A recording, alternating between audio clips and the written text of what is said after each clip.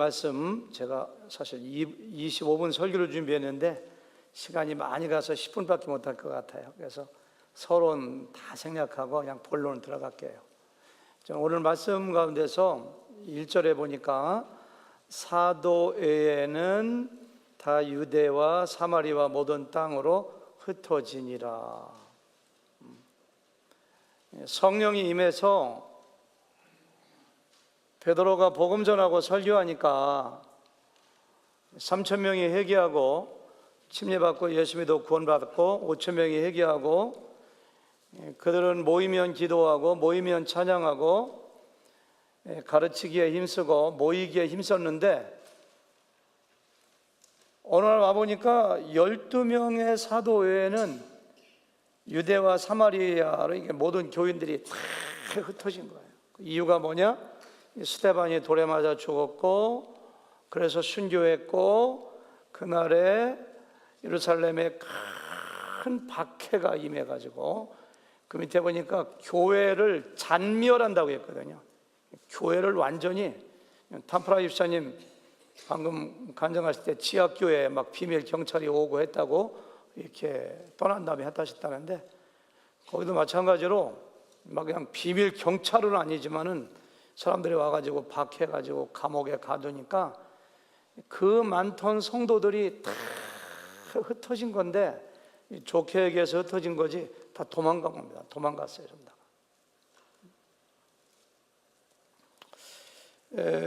우리가 이것을 어떻게 봐야 될 것인가?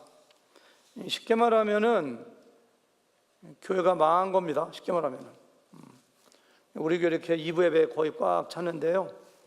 무슨 일이 교회 사건이 벌어져 가지고 제가 다음 주일에 설교하러 보니까 12명만 남아있고 다 흩어졌어요. 어디 간지 사람들이 없어요. 교회가 풍비박산 거예요. 교회가 정말로 망한 것인가? 교회가 정말로 문 닫고 주저앉은 것인가? 네, 4절에 보니까 흩어진 사람들이 두루 다니며 복음의 말씀을 전할세 이렇게 했어요. 빌립은 사마리아 땅, 유대인들이 정말로 가기 싫어하고 상대하기 싫은 사마리아 땅에 가서 복음을 전하니까 6절에 보니까 한 마음으로 그가 하는 말을 따르더라. 7절에 보니까 기쁨이 그 성에 가득하더라.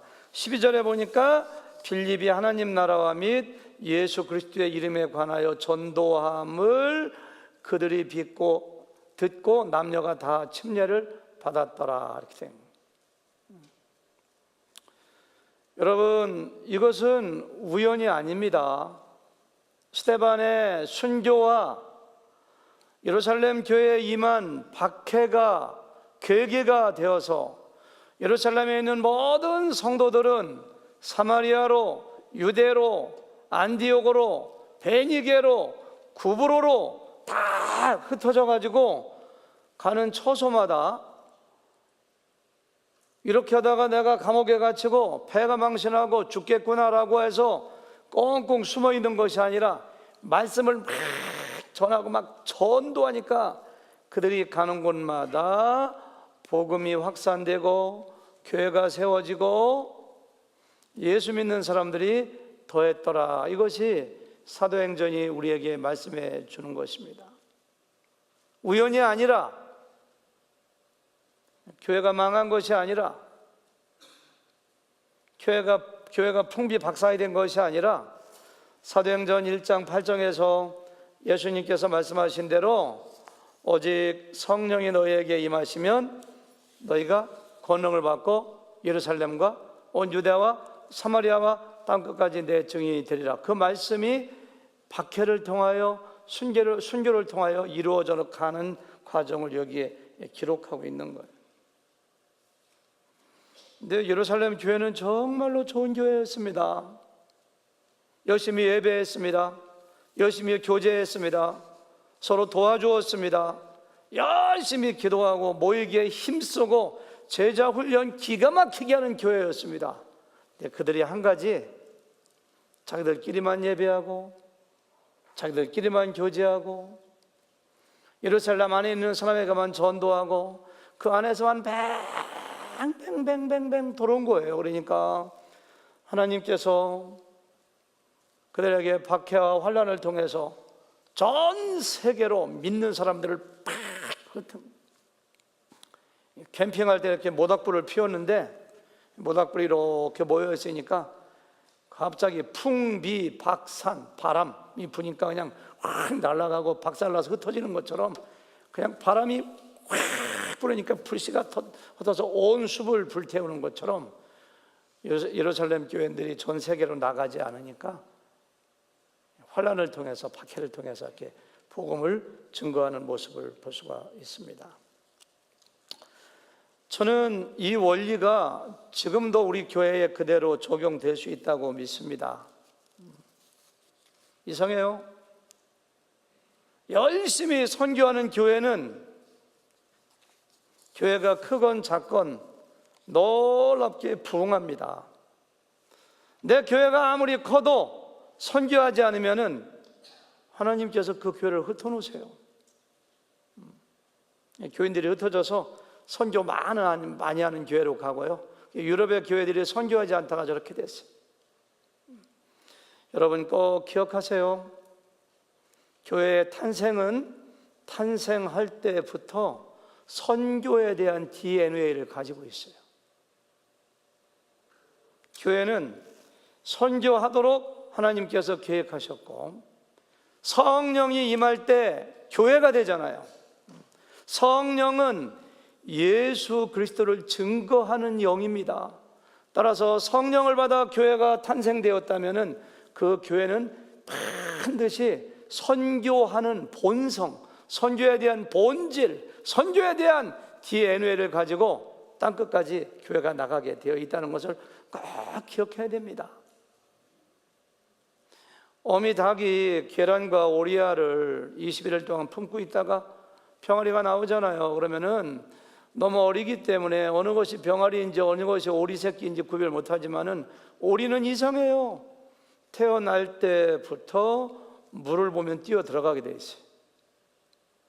오리 새끼가 그냥 물로 막 뛰어들어. 그러면 어미 닭이 자기 새끼 죽는 줄 알고 쿡쿡쿡쿡 쫓아가지만은 오리 새끼인 걸요. 왜?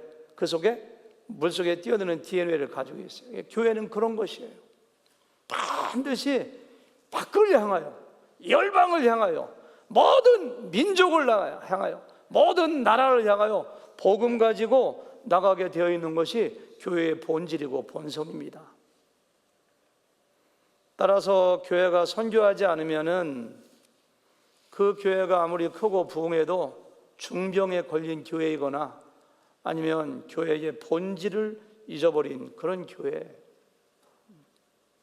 제가 아까 서두에 말씀드렸습니다마는 이런 의미에서 보면 우리 교회는 굉장히 건강하고 좋은 교회라고 생각이 돼요. 2명의 젊은 형제가 로마의 중고등학생들이 교회에 너무너무 안 오니까 영어 캠프를 통해서 복음을 증거하기 위해서 거기 가 있죠. 9명의 청년들이 과테말라 선교 가죠. 중국도 갔다 오셨죠. 아프리카도 가죠. 저는 또 내일 아프리카 서부 지역으로 가죠. 우리 교회는 선교가 굉장히 활발해요. 한 달에 100불씩, 200불씩, 300불씩 약 30명의 선교사를 지원합니다. 4분의 개척교회를 목사님을 지원합니다. 15개의 선교기관을 지원하고 있습니다. 굉장히 건강하고 좋은 교회라고 생각해요. 그럼에도 불구하고 굉장히 아쉬운 것은 지난 날을 생각해 보니까 우리 교회가 별로 하지 못한 것이 있습니다. 지난 25년 동안에 우리 교회가 선교사를 많이 파송하지 못했어요. 생각해 보니까 우리 신재섭 선교사님까지 5분 정도를 우리 교회 이름으로 파송한 것 같아요. 이번 주에 오시게 되는데요, 파키스탄 파송하신 김승시 선교사님, 지금 대만서 사역하고 계십니다만, 이신일 선교사님, 김재휘 선교사님, 또 누가 있나요? 갑자기 기억이 안 나네요. 그래서 한 5분 파송했는데 정말로 교회가 선교를 위해서 예수님께서 승천하시면서 이 땅에 교회를 남겨놓으셨다면 저는 돌이켜 생각해 보면 적어도 1년에 한 번씩은 우리 교회가 선교사를 파송해야 된다고 저는 생각해요. 지난날을 생각해 보니까 목회를 열심히 한다고 나름대로 했는데 너무너무 죄송하고 하나님께 죄송하고 아쉬운 것은 너무 우리 교회가 선교사를 파송하는 일에 게을리하지 않았는가 이런 생각을 하게 돼요. 사람은 자신의 마음속에 어느 것을 어떤 것을 가치 있게 생각하는 것에 따라서 삶을 결정하고 행동을 결정해요. 얼마 전에 보니까 한국에 555m 123층짜리 롯데 월드라는 큰 빌딩인데 이 프랑스 사람인데 알렌 로베라는 사람이 맨손으로, 그 사람 인간 거미라고 이름 붙여진 사람인데요, 올라가서 75층까지 올라간 거 사람들이 발견해 가지고 경찰에 신고해서 체포됐습니다. 저는 나이가 52세인데 전 세계에 150개의 고층 빌딩을 맨손으로 올라간 기록을 가지고 있고요.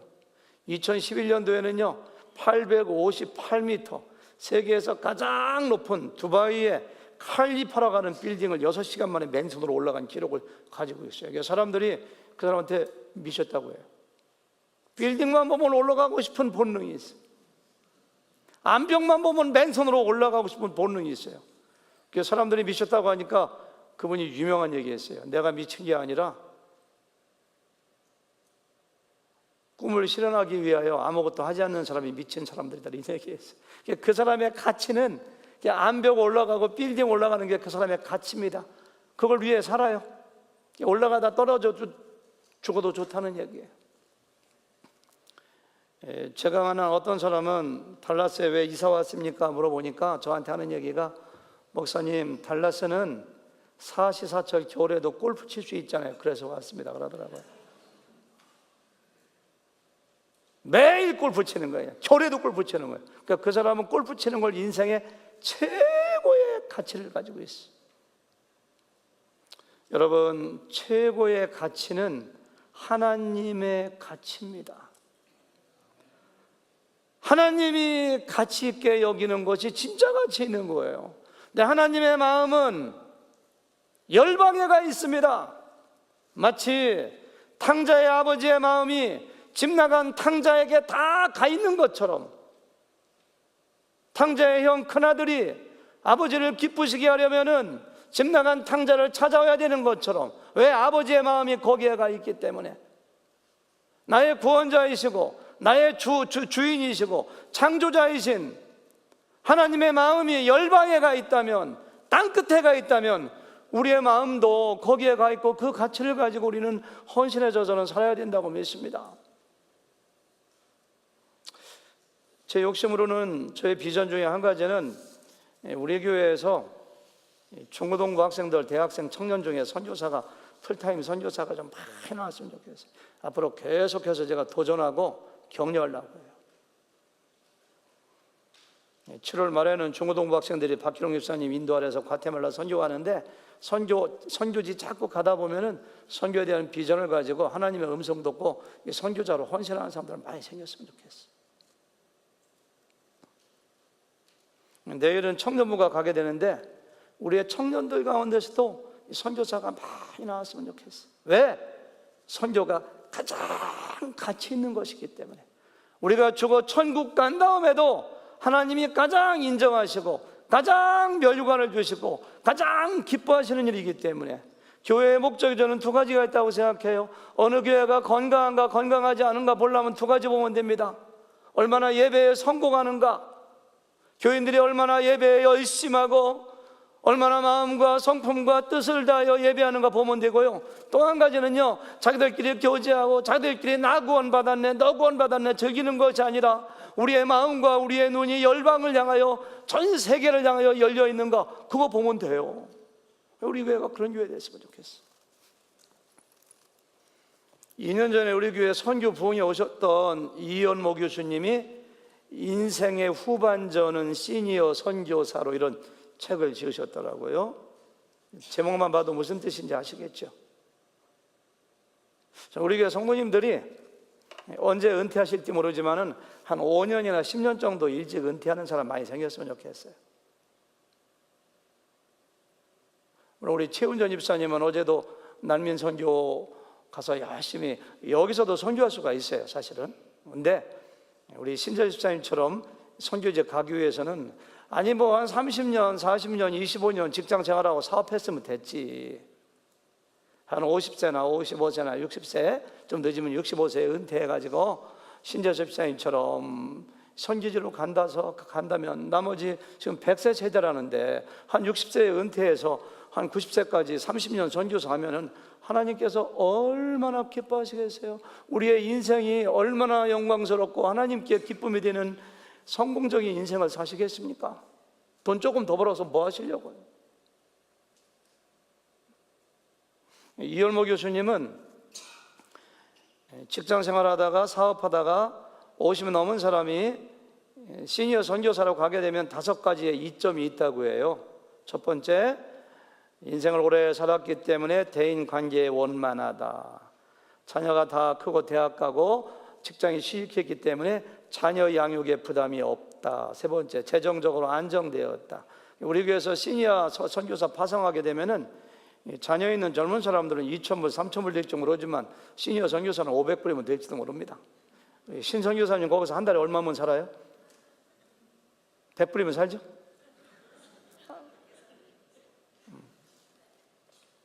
신앙적으로 견실하다.